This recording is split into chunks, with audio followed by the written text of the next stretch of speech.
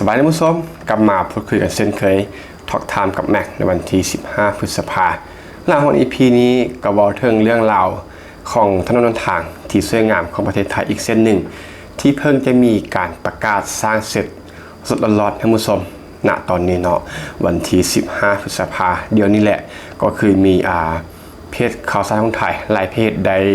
โพสต์ภาพดังกล่าวลงท่านผู้ชมพร้อมกับข้อความก็บ่ได้มีอย่างเนาะข้อความก็ได้บอกว่าก่อสร้างขยายเป็น4 เลนสำเร็จแล้วทางหลวงหมายเลข4ถนนเพชรเกษมประมาณนี้ท่านผู้ชมแล้วข้อเพียงแต่ประมาณนี้ก็พอเนาะแม่ก็ได้บันทึกรูปภาพนี้มาแล้วก็ไปหาข้อมูลทำการวิเคราะห์ทำให้เกิดเป็น EP นี้ขึ้นมาว่าโครงการนี้เป็นโครงการได้งบประมาณเท่าได้ไพ่สร้างแล้วก็พ้นดีเนาะอันนี้ส่งต่างๆข้อดีมันจะเกิดอย่างขึ้นกับประเทศไทยท่านผู้ชมแต่ว่าก็เมื่อเฮาเบิ่งแต่ภาพนี้ก็บ่งบอกถึงความสวยงามมาตรฐานท่านผู้ชมเป็นถนน4 เลนแบ่งเลนไปกลับเนาะอย่างชัดเจนท่านผู้ชมเฮ็ดให้มันลดอุบัติเหตุที่รุนแรงถ้าว่ามันมีเลนส่วนกันมันก็อาจจะเกิดอุบัติเหตุร้ายแรงมันบ่ซึ่งเรื่องนี้เป็นเรื่องที่ไทยนั้นให้ความสนใจให้ความสำคัญแล้วก็ได้ดีหลายเฮาสังเกตหลายถนนของไทยเนาะมักจะมีแบรีเออร์หรือว่าเกาะกันกลางแล้วก็แบ่งเลนไปแล้วก็เลนกลับอย่างชัดเจนท่านผู้ชมเฮาเบิ่งนี่ก็คือเป็นธรรมชาติที่สวยงามทางซ่องฝั่งทางนี้ก็มีต้นไม้ใบหญ้าที่เขียวสดงดงามเนาะแล้วก็ถนนนี่ก็คือเบิ่งบอกถึงคุณภาพมาตรฐานรวมถึงไฟเงียงทางนี้อยู่ติดกันแบบทีไปเลยถึงว่าจะบ่ได้เป็นถนนในตัวเมืองแต่ว่านั่นแหละเนาะไทยให้ความ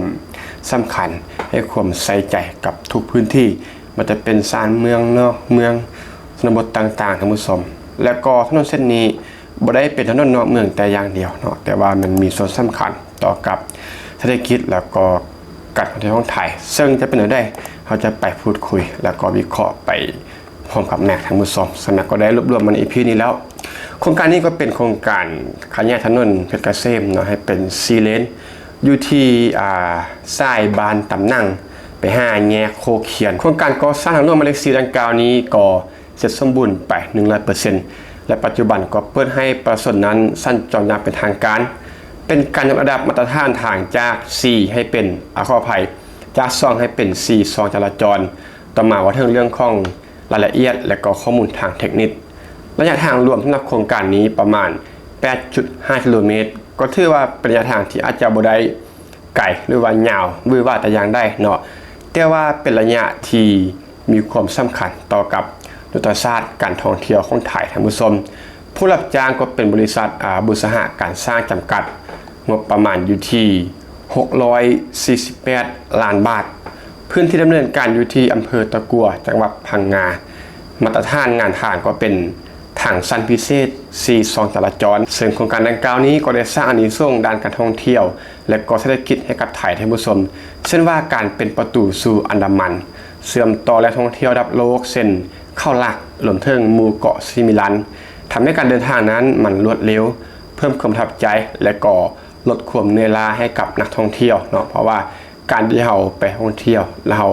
ต้องเดินทางอยู่กับรถยนต์นานๆมันได้เกิดการเหนื่อยล้าเนาะเมื่อไปถึงก็อาจจะบ่ได้ enjoy หรือว่า happy เท่าที่ควรเนาะซึ่งโครงการเส้นทางนี้ก็มาตอบโจทย์ท่านผู้ชมลดความแออัดในเรื่องของการเดินทางในส่วนพีคๆของการท่องเที่ยวเห็นให้การเดินทางนั้นมันสบายเนาะแล้วก็ช่วยส่งเสริมธุรกิจท้องถิ่นเห็นให้ธุรกิจท้องถิ่นนั้นมันบูมยิ่งขึ้นท่านผู้ชมกระตุ้นการลงทุนในธุรกิจโรงแรมรีสอร์ทและก็ร้านอาหารตามแนวของเส้นทางซึ่งข้อนี้ก็เบสิกพื้นฐานเนาะเฮามาจะได้ยินว่าถนนไปเทิงไส้บ่ความเจริญการพัฒนาก็ตามถนนไปเหมือนถนนมันเข้าถึงง่ายรถสบายทำให้มีผู้อยากลงทุนโรงแรมร้านอาหารและก็รีสอร์ทตามแนวของเส้นทางหรือว่าธุรกิจเหล่านี้ที่เคยมีอยู่แล้วบ่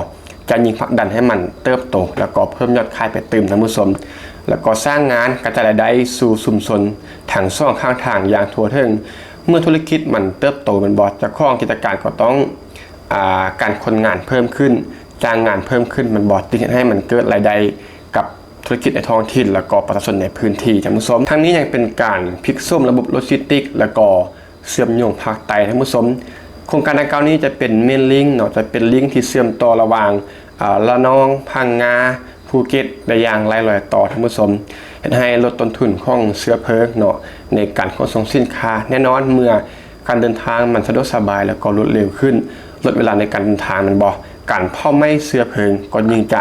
ลดน้อยลงเห็นให้ต้นทุนในการขนส่งมันถูกลงนั่นก็ส่งผลในเรื่องของราคาสินค้าเกษตรต่างๆหรือว่าสินค้าใดก็ตามที่มีการขนส่งก็จะมีราคาที่สามารถแข่งขันได้ท่านผู้ชมยกระดับความปลอดภัยและก็คุณภาพชีวิต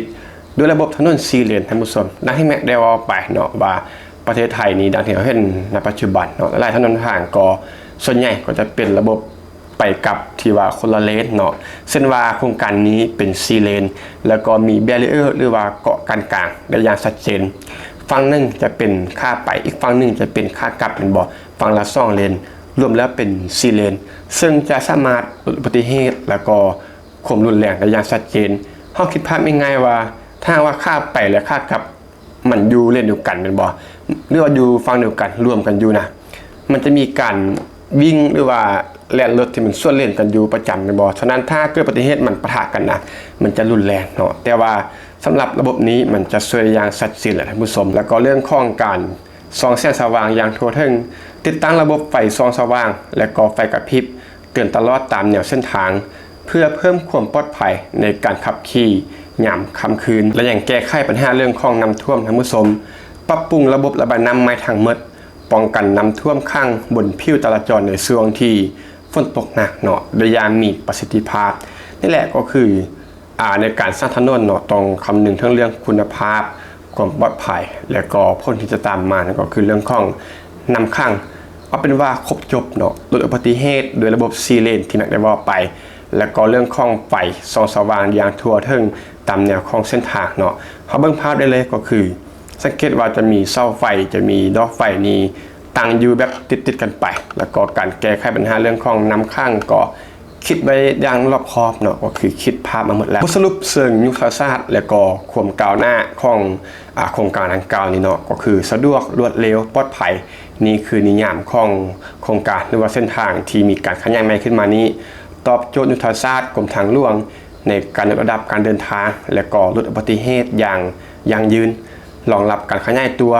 เตรียมความพร้อมของโครงสร้างพื้นฐานเพื่อรับการเติบโตของเมืองและก็การท่องเที่ยวในอนาคตความยั่งยืนของอนามันเสริมสร้างขีดความสามารถในการแข่งขันและก็คุณภาพชีวิตที่ดีขึ้นของประชาชนในพื้นที่ก็ประมาณนี้สำหรับเรื่องราวของโครงการให้ผู้ชมสรุปแล้วก็คือเท่าว่าโครงการนี้เนาะจะไม่ได้เป็นโครงการใหญ่ระดับประเทศที่อาจจะวือว่าเมกะโปรเจกต์ยังก็ตามเนาะแต่ว่านี่คือโครงการที่แบบนั้นเลื่อนฟีดเห็นภาพแล้วรู้สึกได้ว่านี่แหละคือถนนที่สวยงามเนาะก็ตามมาตรฐานของถนนไทยเห็นทั้งความปลอดภัยเบรีเออร์หรือว่าเกาะกลางที่ชัดเจนความสวยงามของผิวทางเนาะแล้วก็ดอกไฟยังทางต่างๆก็เป็นระบบระเบียบทุกอย่างนี่ก็คือลงตัวทั้งหมดบ่จะเป็นนอกเมืองในเมืองในป่าในเข้าซึ่งทุกอย่างต้องสวยงามแล้วก็ได้มาตรฐานทั้งหมดก็เป็นอีกหนึ่งโครงการที่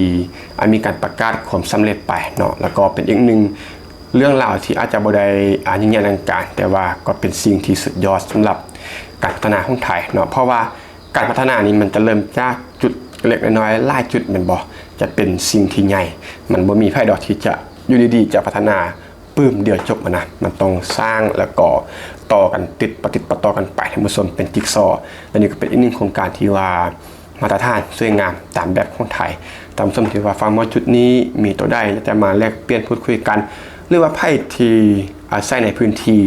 ของถนนเส้นนี้เนาะก็คอมเมนต์เข้ามาแลกเปลี่ยนให้ข้อมูล